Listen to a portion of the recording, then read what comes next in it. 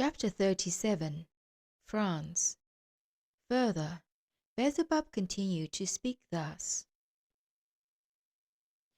After Germany, I had for a short time the place of my existence again there on the continent Europe, among the beings of the community called Italy.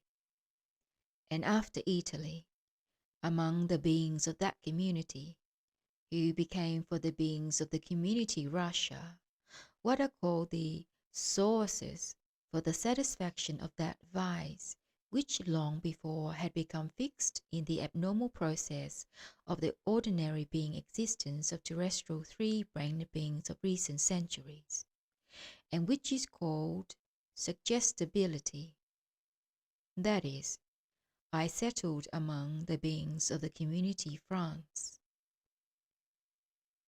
Now, my boy, I wish to inform you about the specific aspects of the psyche of those French three-brained beings in such a way that you may, at the same time, make clear to yourself how much in general among those three-brained beings of the planet Earth who please you, the normal possibility for the crystallization of all being data, in the sense of the capacity to ruminate impartially and personally, has already deteriorated, and how at the present time subjective essence opinion about every reality is formed in them at times entirely opposite to that which should be obtained by the perception of that reality, directly received by them personally through impressions. In my opinion, it will be well if we take these same French beings as an example for making clear what I have just told you. The point is that, at the present time among beings of all groupings breeding on that continent Europe, on which, as they express it, their cultured existence is now concentrated, as well as on all other continents, there became infallibly crystallized already from the very beginning of their formation into responsible beings, data for their representation about the individuality of these same French beings, which data brings forth in them such a definite understanding that these French, of all beings similar to them of their planet, are, as they express it, the most depraved and immodest. Before this, namely, before my choice of the community France as the place of my permanent existence, data was formed in my common presence for just such a representation about them, because, going about everywhere and existing among the beings there of all kinds of groupings, which exist at the present time on almost all terra firma parts of the surface of your planet, I frequently heard during all conversations such an opinion concerning the French beings. Although earlier, as I have already told you, I had sometimes been in just that community France, I had, nevertheless, on my preceding visit, paid no special attention to the particulars of the psyche of those beings, and to that opinion which beings of nearly all the other communities there had about them. This time, however, when I settled in one of the provincial towns there, and my presence, of course, instinctively expected to perceive impressions from immoral and depraved manifestations of the local three-brained beings, I, to my great and ever-increasing surprise, ascertained first of all that I would not perceive anything of the kind. A little later, when I began to go about among them, and even to make friends with some of them and with their families, the data for this, as it is called, automatic opinion about them not only began to become decrystallized in me, but there began to become crystallized in me the required being data for finding out just what was the cause that data could become crystallized in the common presences of other communities for such an opinion about them which did not correspond to reality. All this interested me more and more each day, because, existing among them, it gradually became clear to me that the beings of that community were not only not the most depraved and immoral, but on the contrary, they seemed to be the most patriarchal and modest beings of all the three-brainer beings who were grouped on the continent Europe. So I then began specially to observe and to acquire corresponding information in order to elucidate for myself just that contemporary terrestrial question. While I was there in that provincial town, I was unable to elucidate anything for myself. But later, when I happened to go to the capital of those French beings, then there, from the very first day, the basic causes of that misunderstanding also began to be gradually elucidated in my reason. For the elucidation of these causes, the following facts then served there, and also my impartial observations and considerations. When I went this time to that capital named Paris, which, by the way, had now in the Logicnesterian crystallization of the contemporary three-brainer beings of your planet, breeding on all the continents, already completely become also such a center of their imagined culture as the cities, Samlios, Koorkalai, Babylon, and so on, were for the beings of former periods in their time. I went straight from the railway station to the hotel which had been recommended to me while still in the city of Berlin by an acquaintance of mine. The first thing that I happened to notice was that all the servants of the hotel then consisted of foreigners who mostly spoke the English language, whereas, not so long ago, as it seems, all the servants of this same hotel spoke only the Russian language. The day after my arrival in that contemporary Samlios, I inquired for a certain being belonging to a community called Persia, to whom I had an introduction from one of my good friends existing in the capital of that community.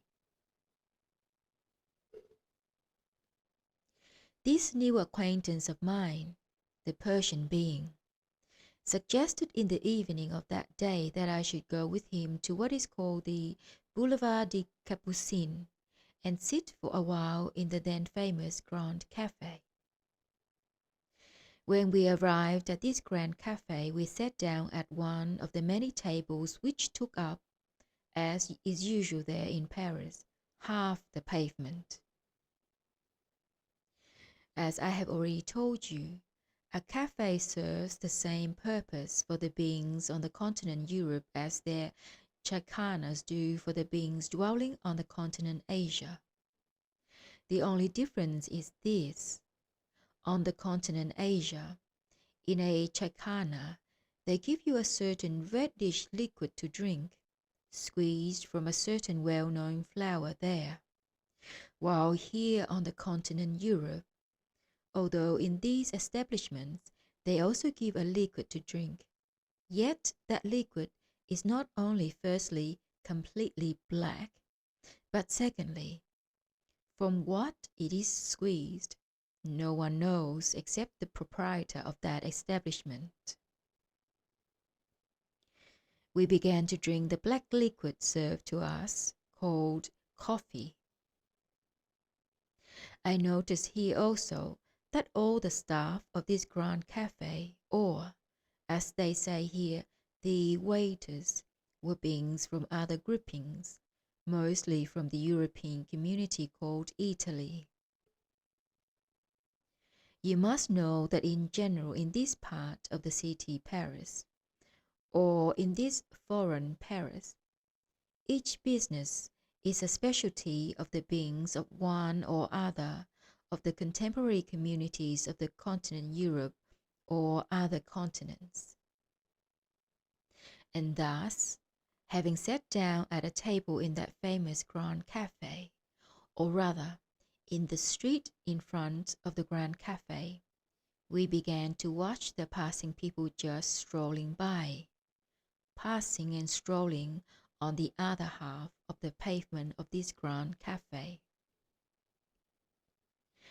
Among the strolling crowd were beings of almost all the separate groupings, both of this continent Europe as well as of the other continents, mostly, of course, from those communities whose turn it was at that period to be rich.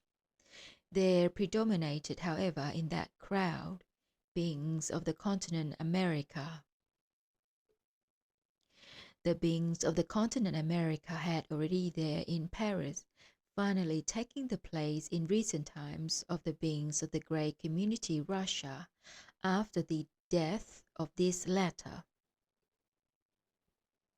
There strolled by there beings chiefly belonging to the caste of the ruling class, who often come there, as they say, to the capital of the world, to have a good time.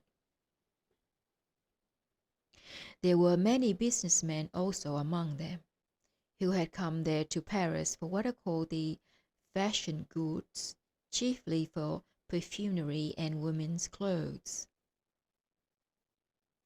Among the varied crowd walking on the Boulevard des Capucines, many young people could also be noticed, who had come there to learn how to dance fashionable dances and make fashionable hats. As we, while talking, were examining that mixed crowd, whose faces expressed their satisfaction at the fulfillment of a long-awaited dream, my new acquaintance, the young Persian, suddenly turned to me in surprise, and pointing with his finger at a passing couple, exclaimed, "Look, look, there go genuine French people." I looked and saw that indeed this couple greatly resembled those beings whom I had seen in the provincial towns of that community France. After they had disappeared from sight in the crowd, we began to discuss, in order to understand the reason why that genuine French couple come to be in this part of their capital. After various surmises, we unanimously agreed that that couple probably lived some outlying part of genuine French Paris and had gone, for some family feast or other at their relatives, to another part of this French Paris, which lay just on the opposite side. Evidently, at that family feast they had drunk rather excessively, and returning home after the feast, they did not want to make a detour, and decided to take the direct route. And this direct route evidently passed just by the Grand Café. Probably for this reason alone did these genuine French people appear in this part of Paris. Talking, we continued to look at the strolling crowd decked out in the latest fashions. Although the majority of them were decked out in these latest fashions, yet from everything, it was obvious that these clothes of theirs had only just been bought, today or yesterday, and from close observation and comparison of their faces with their clothes, one could, without doubt, be convinced that in the ordinary process of their existence at home, they rarely had the possibility of being so richly dressed and of feeling so free from care.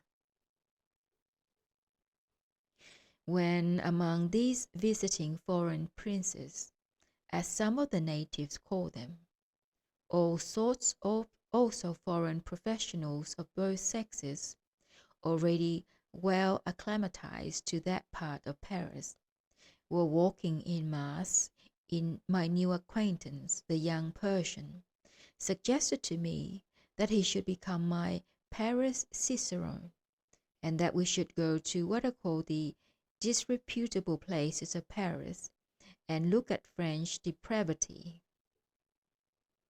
I agreed, and we went from that grand cafe, first of all to what is called a brothel situated nearby. There, in the first place, I learned that the owner of this noble establishment was a certain Spaniard. In the rooms of this house was a crowd of women, Poles, Viennese, and Italians, and even 2 negresses were there.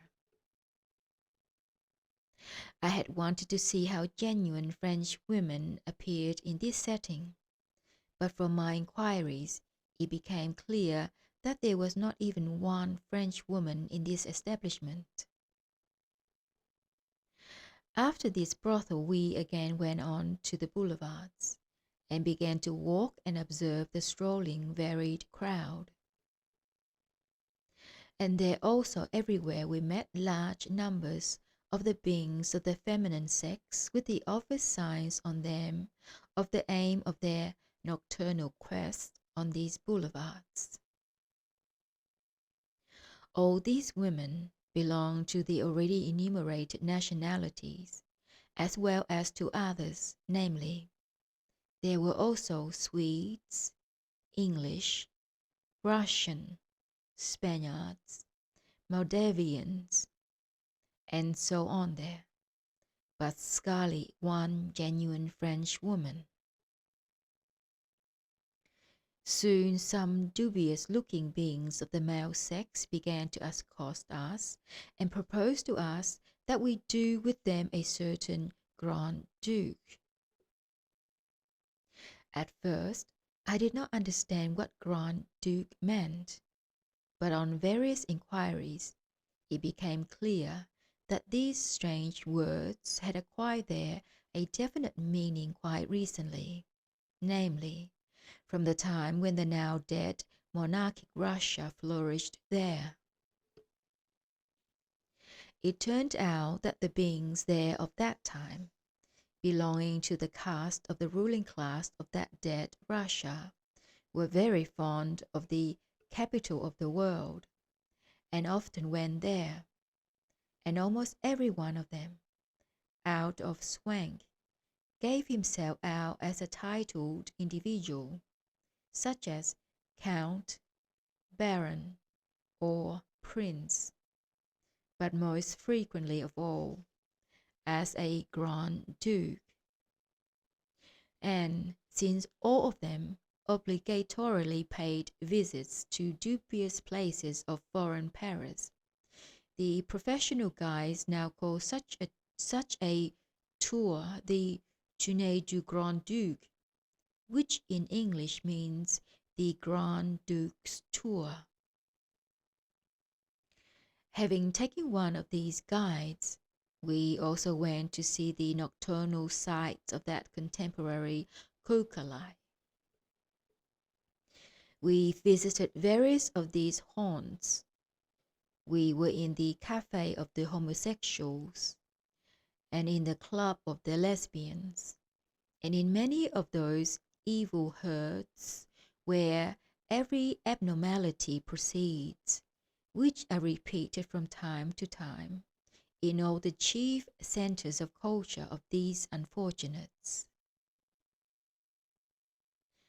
Visiting these disreputable places, we eventually reached the streets of the famous, as it is called, Montmartre, not strictly on Montmartre itself, but on the lower slope of the district of that name, which abounds in every kind of nocturnal maleficent, disreputable establishment, destined, however, not for the beings of that community France, but exclusively for the beings only who come there from other separately independent groupings, or, as they themselves say, for foreigners. Besides many of these dubious establishments, there likewise exist there a great many night restaurants, for foreign visitors also, which are open the whole night long. All this district in general only becomes animated at night. By day it is almost, as they express it there, dead, and of foreign visitors not one ever goes there. In all these restaurants there are what are called open stages on which they show various amazing things, which proceed, as it were, among those beings similar to themselves who belong to other communities existing on other parts of the surface of their planet. They show that stomach dance of the African beings, the Caucasians with their dagger dances, and the mulattoes with their snakes. In a word, whatever is considered at that season to be a fashionable novelty. But all that they show there in the Montmartre theatres, as if it proceeded among the beings similar to them breeding on other continents of their planet, has in no case anything in common with what I, who had existed everywhere, and who had been greatly interested to see and study all specific manifestations of the beings of each given locality, had in fact seen there on the spot. In recent times in this Montmartre, very many what are called special Russian restaurants had been opened. Both in these special Russian restaurants, as well as other restaurants, the so-called artists and actors are beings of just the great community Russia, mostly from the beings of the former ruling class there. It will be as well to notice and to draw your attention to the fact that the fathers and grandfathers of these artists or actors of the contemporary Montmartre theatre restaurants still only quite recently in these various establishments there in Montmartre, thanks of course to what is called the sweat of peasants, laughed at and insulted the individual dignity of the beings of other communities. But now their children and grandchildren themselves are humbled and serve as objects of the satisfaction of the Hasnamussian caprices of what are called the much-moneyed beings of other communities. As regards such a condition of affairs, our wise Mullah Nasser Aden has also a very wise saying. He, namely, says, "If a father likes to ride though it be but a child's sled, his son must obligatorily be prepared to drag the grey village sleigh up the mountain side."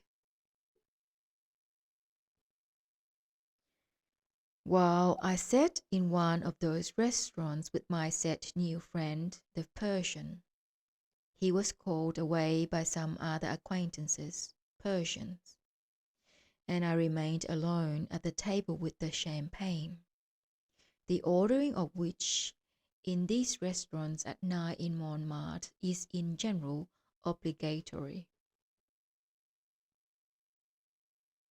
At this point in his tale, Beelzebub sighed deeply, and then continued thus. Just now, while telling you about that evening spent in the restaurants in Montmartre among the contemporary three-brained beings breeding on that planet Earth, which pleases you, there involuntarily revived in me the being Sarpitimnian experiencing, which I experienced at that time. And now, at this moment, the memory of all that I experienced is so intensely and repeatedly associated in all the three spiritualized parts of my common presence, that I am compelled to digress from the theme begun, in order that I may share with you these sad and distressing reflections which were induced in me in those dreadful surroundings in Montmartre by my solitude, after the said young Persian, who became my cicerone in Paris, had left me. Then, namely, for the second time in the whole of my existence, there proceeded in my being the process of this same being Sarpitimnian experiencings, which had engendered in my common presence a revolt on account of various unforeseennesses on the part of our most high, most saintly cosmic individuals, and of all the objective misfortunes flowing from them, which have already obtained and, maybe, will still continue to obtain on this planet Earth, as well as in all our great universe. How was it possible not to foresee in their calculations of the harmonious movement of cosmic concentrations that the comet Kondoor would collide with this ill-fated planet Earth? If those who should have done so had foreseen this, then all subsequent unfortunate consequences, issuing one from the other, would not have happened, and there would not have been the need to implant in the first three-brained beings of that ill-fated planet that, for them, maleficent organ Kundabuffa, which was the cause of all subsequent distressing and terrifying results.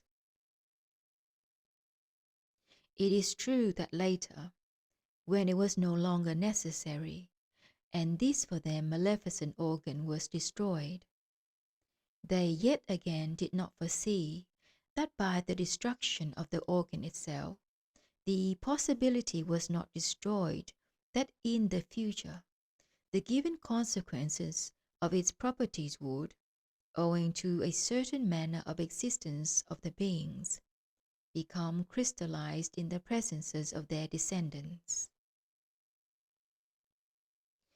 In other words, they did not foresee for the second time also that even if it were possible to destroy that organ, yet the fundamental cosmic law, Heptaparaparshinokh, with its Mendel-ins, nevertheless remains, in the sense of the evolutionary process for the three-brained beings of the planet Earth, just as for everything existing in the whole universe.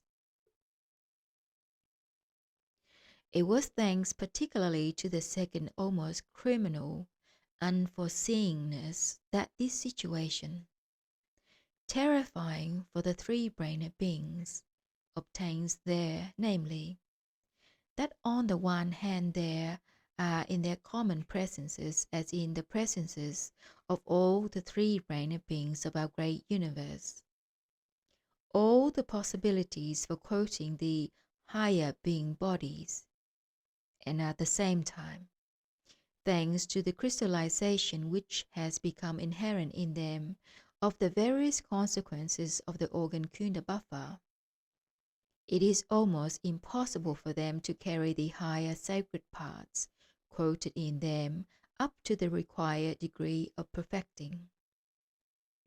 And since, according to the fundamental common cosmic laws, such a formation as their higher being part, quoted in the common presence of three-brained beings, is not subject to decomposition on planets. And since the planetary body of the beings cannot endlessly exist on planets, and the process of the sacred Rascoorano must inevitably proceed with them at the proper time, therefore, their unfortunate higher bodies arising in the terrestrial three-brained beings must inevitably languish also forever in all kinds of exterior planetary forms. Sitting then in solitude in the restaurant in Montmartre, and watching the contemporary favourites of yours gathered there, I continued to ponder. How many centuries have passed since that time when I began to observe the existence of the three-brained beings of this ill-fated planet?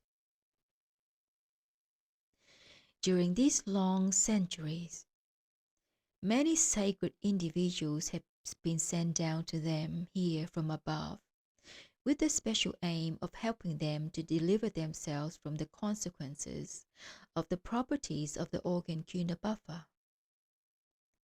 Yet, nevertheless, nothing has changed here, and the whole process of ordinary being existence has remained as before. During this time, no difference whatsoever has arisen between those three-brained beings of this planet, who existed nearly 100 of their centuries ago, and the contemporary ones. Are not the beings sitting here the same, and do they not behave as unbecomingly as the beings of the city Samlios on the continent Atlantis, which was considered by all the three-brained beings of that time as the source and place of concentration of the results of attainments, in the sense of the perfecting of their reason? Or, as the contemporary beings here would say, the chief center of culture, and where I also sat among the beings there in their, as they then called similar restaurants, Sakkroopiaks. And after Atlantis had perished, and many, many centuries had passed, when I was on the continent Asia, in the city of Koorkalai, the new center of culture of the ancient community there called Tikliamish, and sat at times among them in their Kaltaani, which was similar also to contemporary restaurants. Was I not witness of similar scenes? There in front of me, that stout contemporary gentleman with the enormous foreign growth on his neck is sitting with two young street girls. Dress him in the costume of a Kafirian. Will he not be exactly like that very type I saw then sitting in a Kaltaani of the city Koorkalai?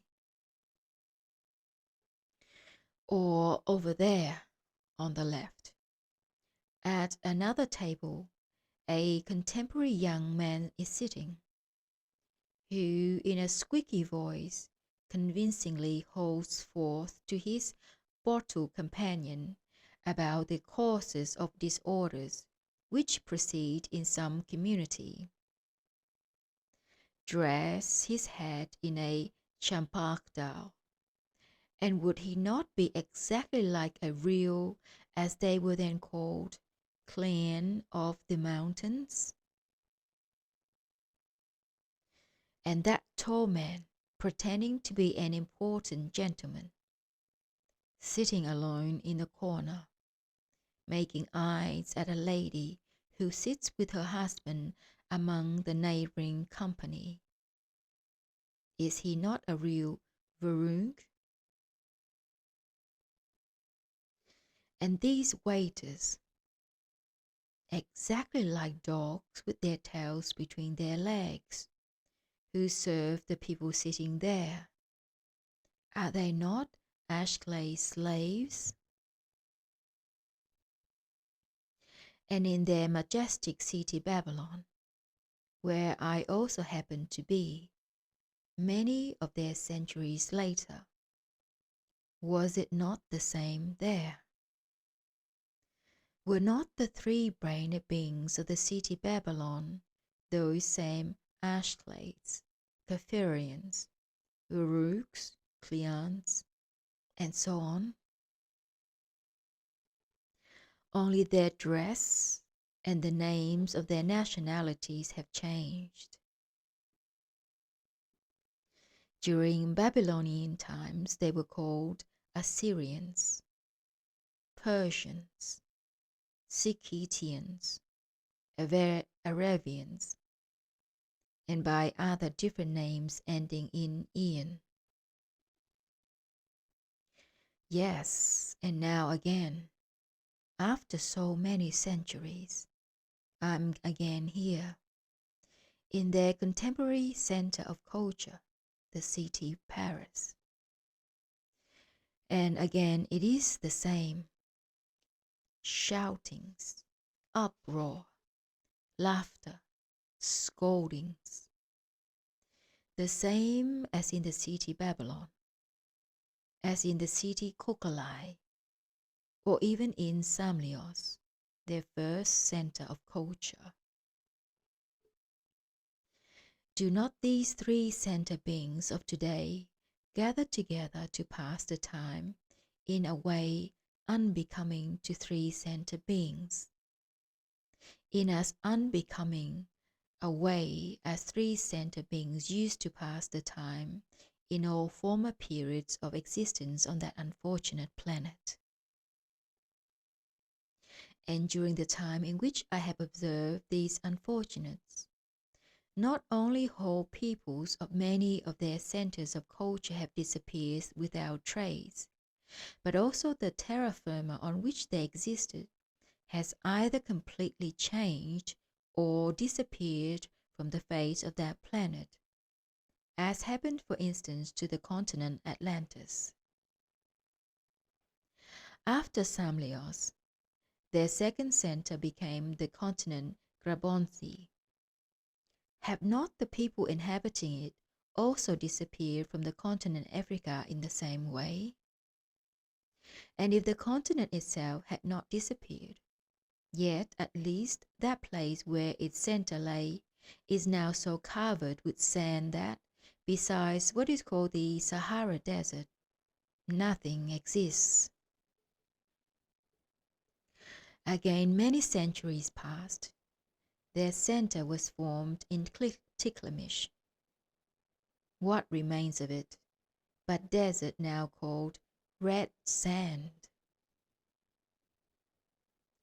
If some nation formerly famous has perhaps survived in its 1000th generation, then it is now vegetating in complete nothingness somewhere not far from that place where that nation dwell. Then again many centuries passed. I saw their center Babylon. What has remained of this truly great Babylon? A few stones of the city itself, and a few remnants of peoples formerly great, who, although they continued still to exist, are yet regarded by contemporary beings as quite insignificant. And what will become of this contemporary center of culture of theirs, of the city Paris, and of the peoples powerful today who surround it? French, Germans, English, Dutch, Italians, Americans, and so forth. future centuries will show. But meanwhile, only one thing is certain. These unfortunate germs of higher being bodies, which arose and still continue to arise in some of the three-brained beings here, are compelled, as I have already told you, to languish in the presences of all kinds of abnormal forms, to actualize which, owing to the non-lawful consequences arising from the lack of foresight of some of our most high, most sacred common cosmic individuals, has become proper to this maleficent planet Earth. I was still absorbed in such thoughts, so sad personally for my essence, when my new friend, the young Persian, returned. Having sat a little longer in that restaurant where it had already become extremely noisy and stifling, we decided to go on to another restaurant, which was also there in Montmartre. But when we got up and were about to leave, a company of beings who were sitting beside us at another table, having overheard our conversation about the new place to which we intended going, spoke to us and asked us to sit a little at their table and then go on together to where we had proposed going. They asked us to wait until a friend of theirs would arrive. These new acquaintances of ours turned out to be beings from the continent America. Although it grew more and more unpleasant in that restaurant, and the noise of the drunken voices increased, yet we at first agreed to wait for their friend. But when in a far corner of the room of that restaurant a row suddenly started, we left without waiting for those American beings. And the row in the far corner of the room started, as it transpired, because one being who was in the company of others struck one of them on the head with a champagne bottle, only because this latter would not agree to drink to the health of a certain prime minister of some government there, but wished to drink without fail to the health of the Toogoortski-sultan. One of the Americans who did not want to wait any longer for his friend went with us to the other restaurant. On closer acquaintance with this American three-brained being, he turned out to be merry, observant, and loquacious. All the way, and then there at the new place we went to, he talked all the time and made us laugh, chiefly because he very skillfully and aptly noticed the cosmic aspect of the people we met and of the people sitting in the new restaurant. Later, from inquiries, it became clear that this American was the owner of a big school of fashionable dancing there in Paris. From all he told us about his business, I understood that the pupils of his school consisted entirely of American beings who learned chiefly one favorite American dance, the foxtrot. I also understood that this dance, the foxtrot, was purely American in origin, and that it is popular and danced in full swing chiefly there in America. And that was why, when we together had all chosen a new brand of champagne, and this merry American stopped his chatter a little, I asked him, "Tell me, please, respected sir, if this is so, why do you not have your school over there at home in America instead of here, in the city Paris, so far from your own country, and from the place of the arising of this beneficent foxtrot?" What? What? He exclaimed in a sincerely surprised tone. But I have a large family. If I had my school in my native country, not only would my family die of hunger, but I should not even be able to rent a damp room in New York to shelter us during bad weather from the freezing north winds there. But here in the city Paris, thanks the Lord, there are plenty who wish to learn that foxtrot and who will pay well for it. I do not understand, I interrupted. You tell me that your pupils are entirely of your countrymen who come here. And at the same time, you say that nobody over there would attend your school. How am I to understand this? That is just the point, answered the Honorable American. The cause of this is a very little psychological kink from the number of those many other specific kinks which altogether make up the stupidity of my compatriots. The point is that my school is in Paris, or as clever men say at home in America, in the contemporary Babylon. And this contemporary Babylon is very popular among all our Americans, and all of them consider it an obligation to visit this world capital. Every one of our Americans who has saved up, if only a little, must without fail come here.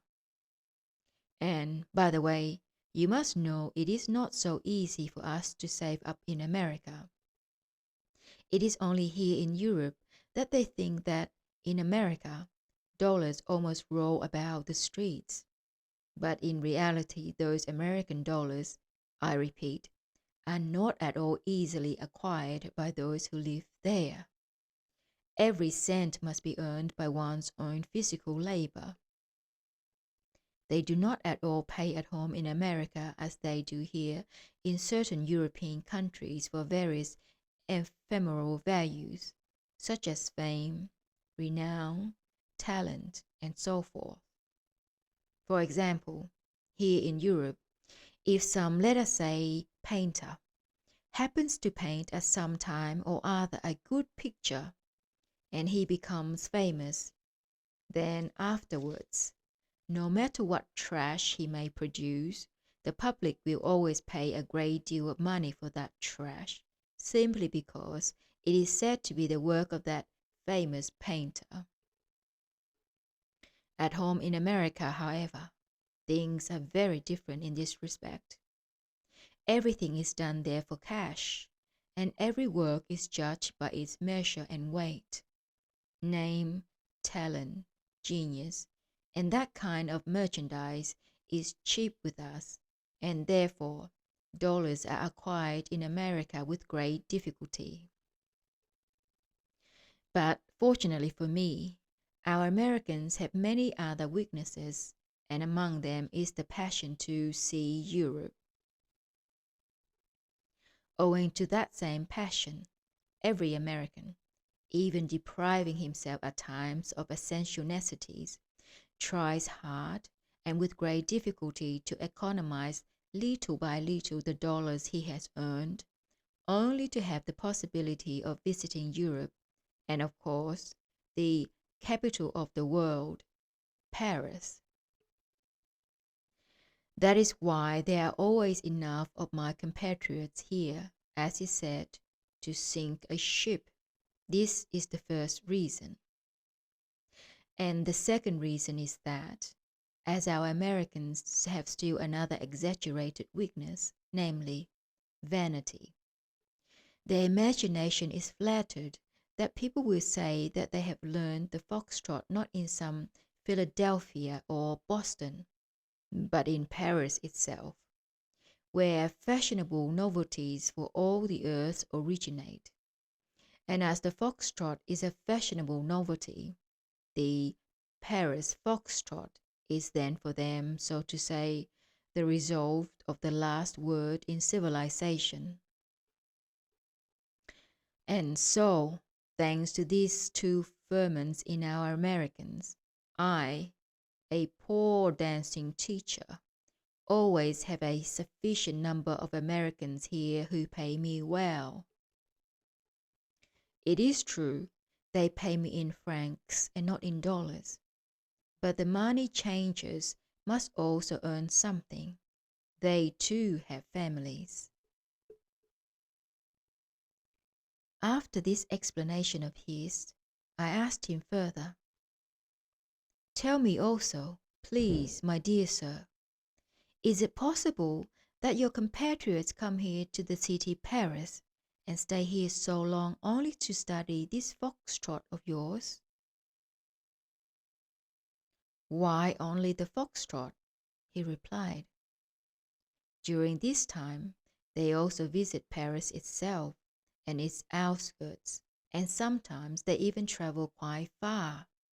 In short, they also study Europe during this time. They visit and study Europe in order, as they say there at home, to complete their education and schooling.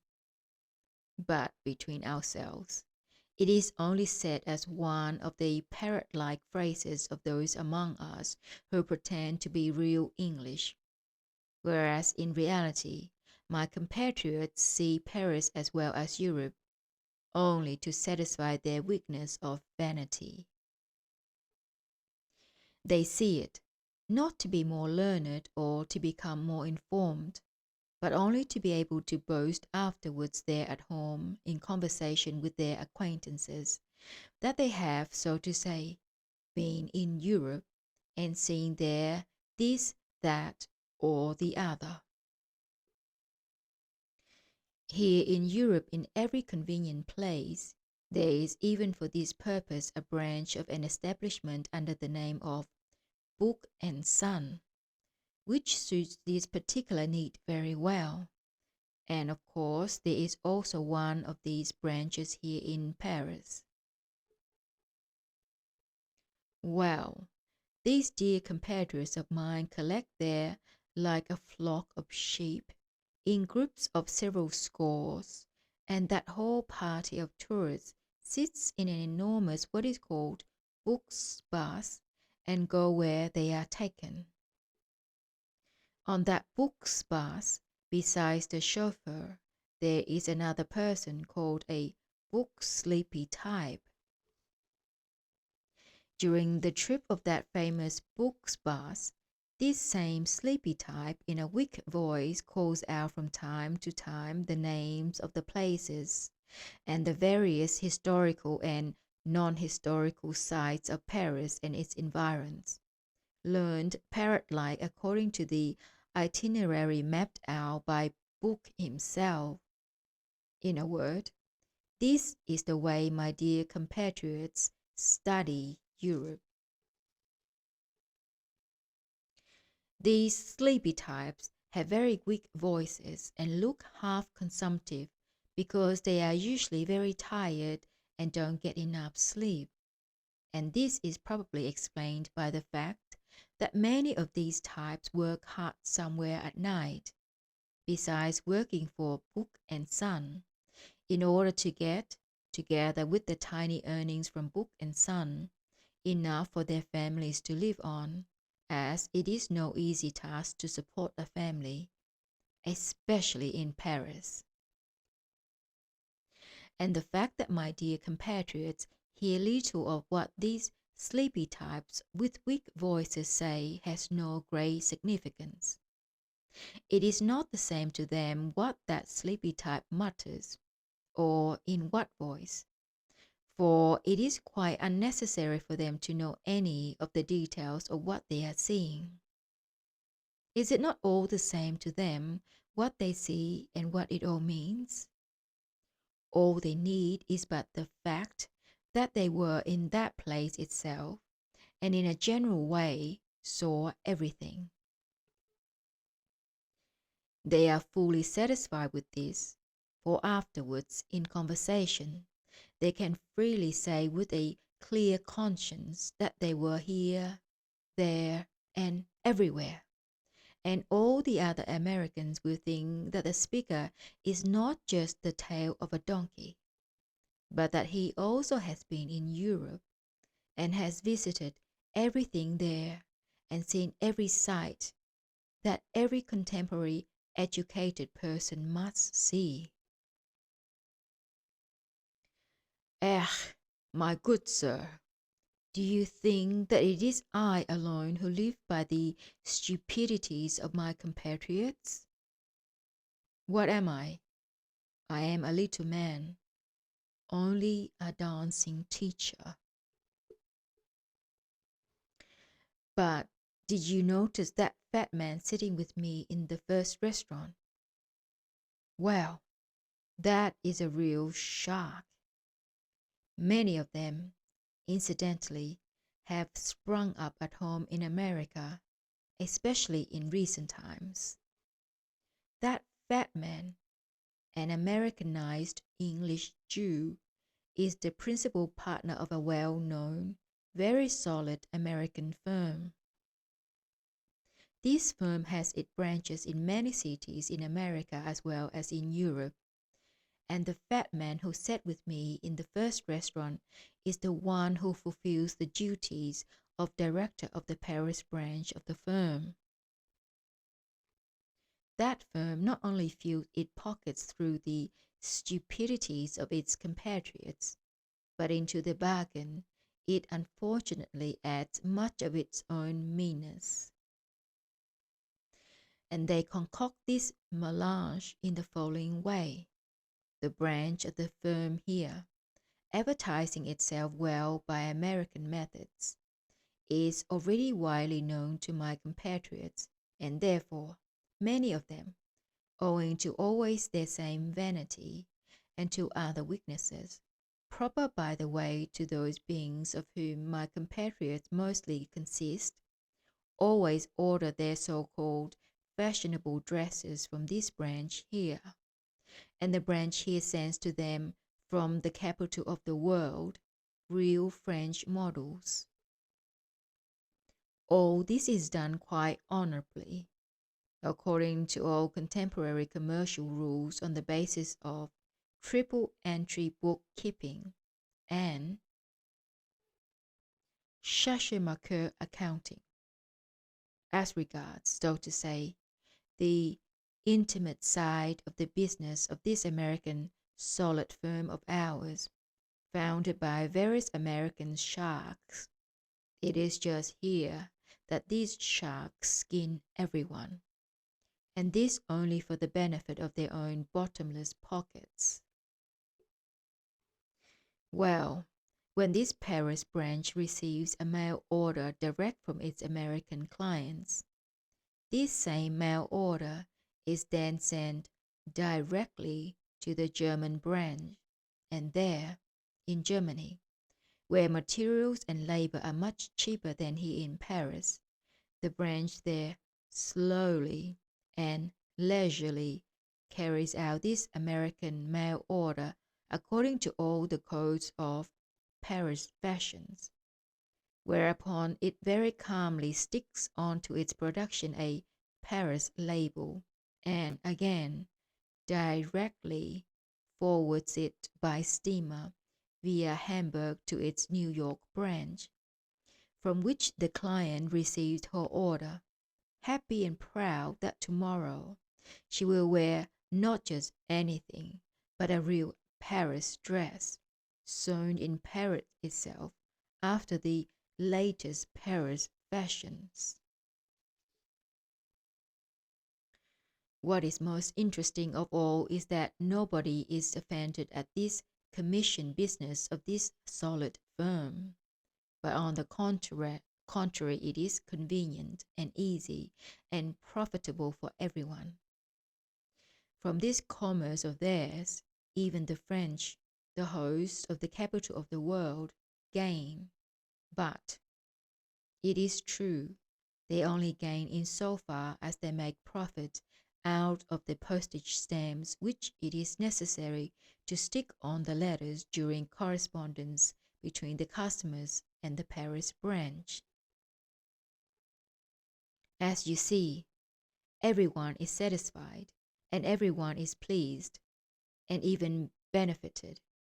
And the chief thing is that the axiom of political economy, not accepted by everybody, is justified, namely, that without international exchange of goods, countries cannot possibly exist. But what am I? I am only a poor dancing teacher.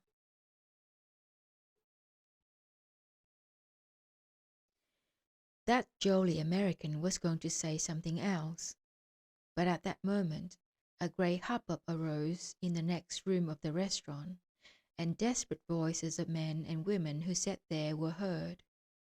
We got up, and only when we went out onto the street did we find out that a being of the female sex from the community called Spain had flung vitriol into the face of another being, also of the female sex, from the community called Belgium, because the latter had given a cigar case as a present, engraved with the inscription, "Always ready at your service," to a being of the male sex from the community called Georgia, whose Paris existence had been supported to this day by the first woman. When we got into the street, it was very late. It was already dawn, and having parted from that amusing American, we went to our hotels. While pondering, on my way home from that famous Montmartre, over everything I had seen and heard, it was then that I well understood why and how such an opinion not corresponding to reality about the beings of that community France, which they always have, had been formed in the beings belonging to other communities.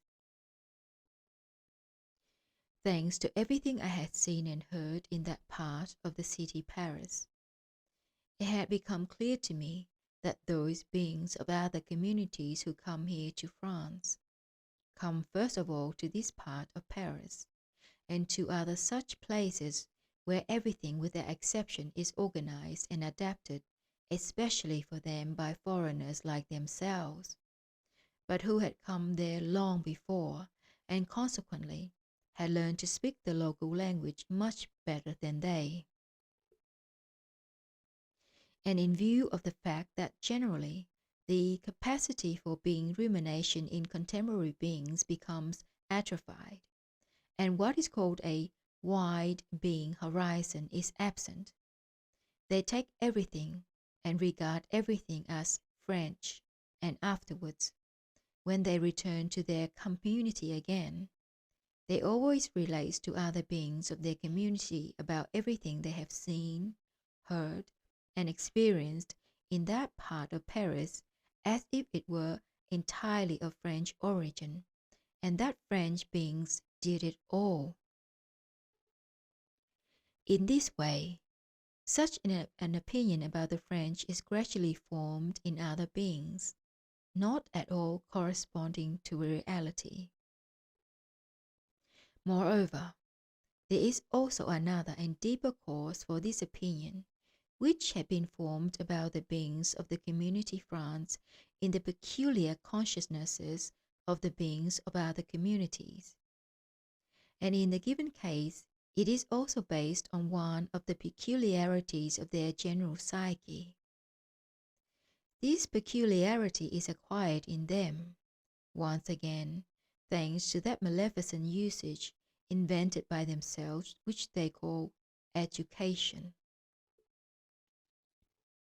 The point is that there, in children, from the very first day, as they express it, of their appearance on God's earth, when nature herself is still continuing to form the given prime conception of the future three-brained responsible being, they begin, by this same maleficent education of theirs, to hinder nature from herself producing the necessary formation.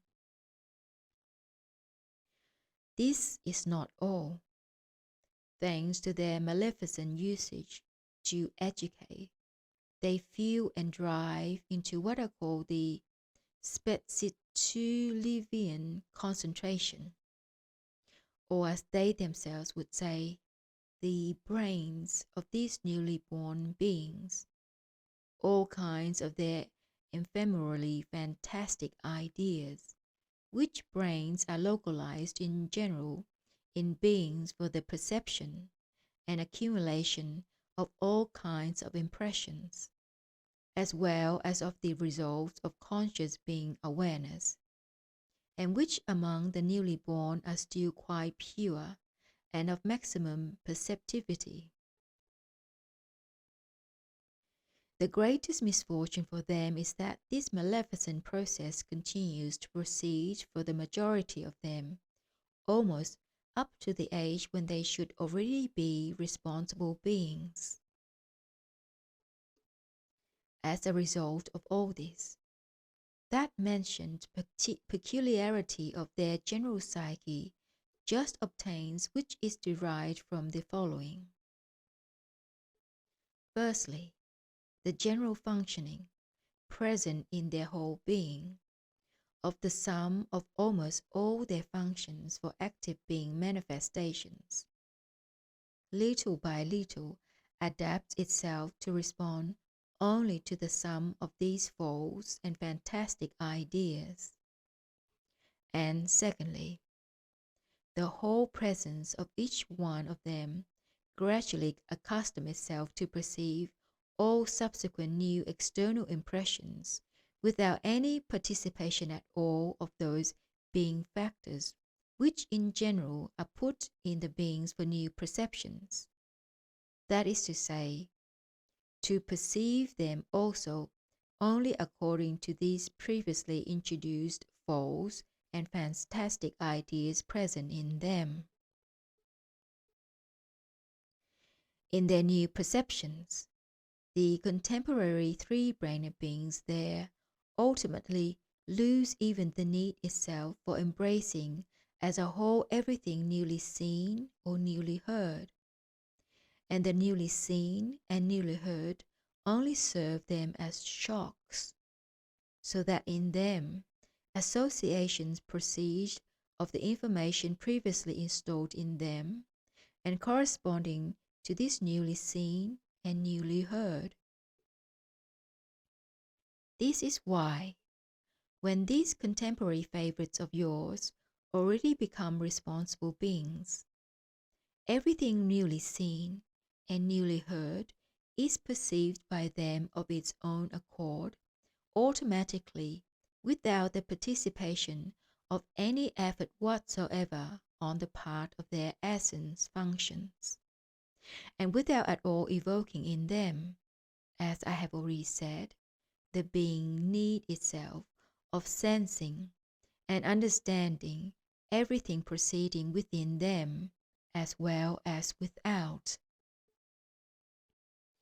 In a word, they are satisfied that with that alone, which someone once consciously or unconsciously put into them. I hope, my dear boy, that after all I have now told you, it will by itself become clear to you why, just among the three-brained beings of other groupings on your planet, data as regards the beings of the separate groupings which exist there under the name of France has been crystallized for such an opinion not corresponding to reality. However this may be, yet for the ordinary beings of this France, it was a great misfortune that the contemporary three-brained beings there of other separate groupings selected for their what are called cultured manifestations, the capital of that community. At any rate, I personally pity with all my essence the ordinary beings of this community, that their capital, even though only one definite part of it, has begun to be considered the contemporary center of culture for that whole planet. One must simply even be astonished that the majority of beings of the community France could, although without the participation of their consciousness, nevertheless preserve in their presences those data for the two being impulses on which objective being morality is chiefly based, and which are called patriarchality, that is, love of family, and organic shame, in spite of the fact that they exist in the sphere of conditions of ordinary being existing there, which have now become quite abnormal,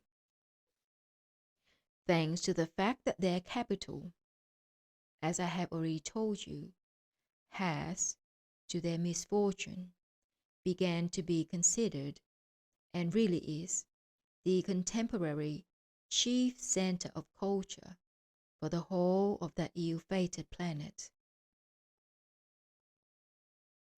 Owing to all this, in this contemporary center of the whole planet, as it had for a long time been the practice of those beings rush and flock from the whole planet, who have completely given themselves up to the evil god reigning there, already without limit inside each of them, namely, to that evil god who became their ideal, and the conception of whom is very well expressed in the words,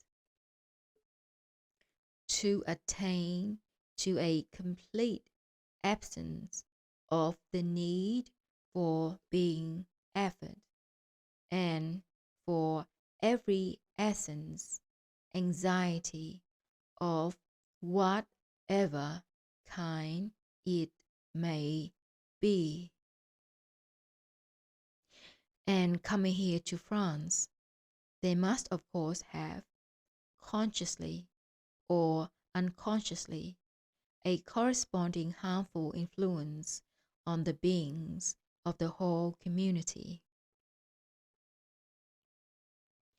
How great a misfortune it is for the ordinary beings of that France that the contemporary center of culture should lie within their community. You will well understand, my boy, if I tell you about one of the consequences of this. I learned about it thanks to that information which was communicated to me in one of the latest ethagrams concerning the three center beings of that planet of yours. It is necessary to tell you that it had already become in general customary that when beings from the whole of the planet, who have already completely given themselves up to their, as I said, inner evil god, flock to this chief center of culture, then these beings, among other of their maleficent actions, further do this. They occupy themselves out of idleness, in order to satisfy their whims, with devising new forms of manifestations of their Hasnamussian, or as is said there, with new fashions, and spread them from there over the whole of the planet. This Hasnamussian usage, that of devising new fashions, existed in former civilizations also. During the Tikliamishian civilization, it existed under the name of Adiat, and at the time of Babylon, under the name of Haidia. Adiat and Haidia, or fashions, consist in this. The beings devise various new means of being manifestation in ordinary existence, and means for changing and disguising the reality of one's appearance. Adiat, Haidia, or fashions, are like our customs for daily being existence, which are established for the daily use of the three-brained beings, for the alleviation of inevitable exterior conditions independent of beings, and which usually gradually enter everywhere into the daily use of beings as a necessary need essential for them. These said contemporary customs or fashions of theirs are, firstly, only temporary, and thus serve for the satisfaction only of the personal insignificant aims of these present and future Hasnamusses, which become phenomenally abnormal and trivially egoistic. And secondly, they are neither more nor less than the results of automatic reason based on that relative understanding, which generally flows from the abnormally established conditions there of ordinary being existence. Thus, in this same city, Paris, about 1.5 of their centuries ago, several of these Hasnamussian candidates invented that the beings of the female sex there should go about with their hair cut. And this maleficent invention of theirs began to spread like wildfire by ways and means already established there. But as at that period, in the beings of the female sex of that same community France, the feelings of morality and patriarchality were still very strong, they did not adopt that maleficent invention. But the beings of the female sex of the communities called England and America did adopt it, and began to cut their hair. Moreover, as the beings of the female sex of both these communities there began voluntarily to deprive themselves of that part of themselves which is adapted also by great nature for certain exchanges of cosmic substances, nature did not fail to react and began to produce corresponding results, which will certainly take the forms as had already occurred twice on this planet. The first time in the country Uneano, now Kafirian, where there appeared what are called Amazons, and the second time in ancient Greece, where there was created the religion of the poetess Sappho. And while in these two contemporary communities, namely, in the community England and in the community America, the cutting of women's hair has already produced, in the first case, suffragettes, and in the second, what are called Christian Scientists and Theosophists. And moreover, when this Hasnamussian fashion of cutting the hair of beings of the female sex become universally spread, as you will learn from the continuation of my tale, a proportionate increase was everywhere noticed, as I was informed by the ethergram I received, in the number of the illnesses of these unfortunate beings of the female sex, which they call women's diseases, namely, various sorts of venereal inflammations of the sexual organs, such as vaginitis, uteritis, ovaritis, and what they call cancer. And so, my boy, although this same fashion, the cutting of the hair of the beings of the female sex, invented in this period itself by beings with Hasnamussian properties, was not then in the beginning implanted in this same community France. Yet owing to their capital being the collecting place for the beings with Hasnamussian properties from other countries who continue to persist in this maleficent invention. These latter have ultimately succeeded in implanting it, and the beings of the female sex there in France also, likewise, have begun to cut their hair. And at the present time, this cutting of their hair is in full swing for nearly all of them.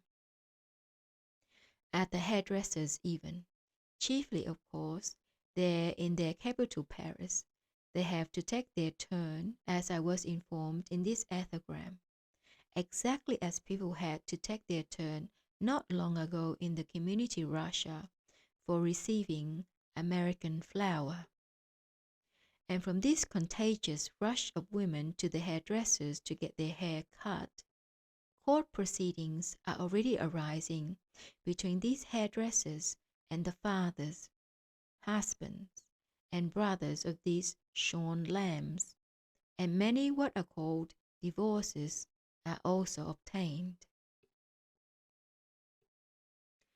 It is interesting that the judges there, as it was also communicated in the ethogram, in each case acquitted the hairdressers on the grounds that the beings of the female sex who went to them were already over 16 years of age, and had therefore, owing to the laws there, reached their majority and were free to do as they pleased. But, of course, had these French judges, and in general the judges of the whole planet, known that there exists in the universe a definite law concerning all the formations without exception, which serve the great Trogoautoegocrat in the transformation of cosmic substances, then they would without any doubt completely change their opinion concerning that understanding which they express by the word majority. The point is that, according to that definite cosmic law, all those separate individuals, among whom are numbered also all Kashyapanian beings of the female sex, are for the transformation of cosmic substances the sources of all those active elements which in further cosmic formations must serve in the process of the great holy law Triamazikamno for fusion as its second holy force. That is, they always are, as is said, the negative or passive principle. And so, owing to this definite cosmic law which I have just mentioned, these sources which transform the active elements which serve as the passive principle can never be free to have any independent manifestations. Only these sources can have this independence which transform the active elements which must serve for the holy Triamazikamno as the affirming or active principle. That is just why these sources which serve as a passive principle cannot be responsible for their manifestations. That is, they cannot be, as they say, major. While telling you about this separate grouping of the three-brained beings, that is about France, I must also tell you for the fullness of its characterization that in France there are also beings of the ruling class, who also invented very good means for the calming of the minds of the ordinary beings of their community. Just as the power-possessing beings of the big community Russia employ such a means for the encouragement of the use of the famous Russian vodka, and the power-possessing beings of the community England at the present time attain the same by their not less famous sport. However, it must be admitted that, although the power-possessing beings of the community France also adopt these good means and successfully attain their egoistic aims, yet these means, though, be it said, to no credit of the power-possessing beings of the communities of England and Russia, brings scarcely any harm to the planetary bodies themselves of the ordinary beings. This is not all. By these means, they unconsciously brought and bring to the ordinary beings of their community a certain benefit, diverting them and giving them temporary relief from the ill effect of their fascination by fashions, invented by present and future Hasnamussians, gathered in this capital from various countries, and under the slavery of which fashions the ordinary beings of this same France have now fallen, even more than all other beings of other communities. These good means are called their fairs, and at the present time such fairs are held in the principal squares of all their towns and villages in turn, and moreover, just in those squares in which, about 2 centuries ago, the three-brainer beings there usually held discussions on what they call religious moral subjects. In justice it must be said, my boy, that these French fairs are very, very gay places. I confess that even I myself like to visit them, and pass there an hour or two thinking about nothing. At these French fairs, everything can be had cheap and fine. For instance, every being there, for a trifling 50 centimes, can whirl to complete stupor on various what are called pigs, chameleons, whales, and so forth, and on various American and non-American new inventions designed just to produce stupor.